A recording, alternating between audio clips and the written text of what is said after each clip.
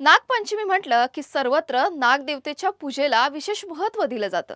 मात्र अमरावतीच्या भातुकली तालुक्यातील धामोरी गावात नागपंचमीच्या दिवशीच गणपती बाप्पांची स्थापना करण्याची अनोखी परंपरा आजही जपली जाते.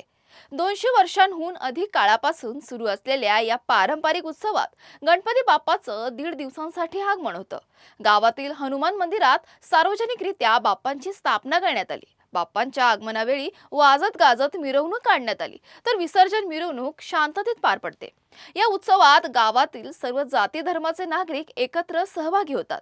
पूजेचा पहिला मान अमोल वारखडे परिवारातील सदस्यांना परंपरेने लाभला आहे.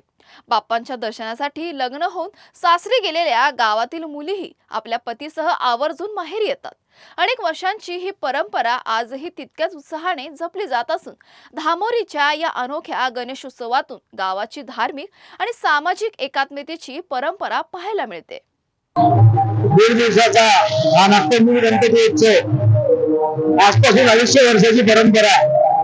तत्कालीन गुरुवर्य म्हणजे इंग्रज काळामध्ये आधी जे गुरुकुल व्हायचे त्या गुरुकुल पासून ही परंपरा गाववासियांनी सुरू केली.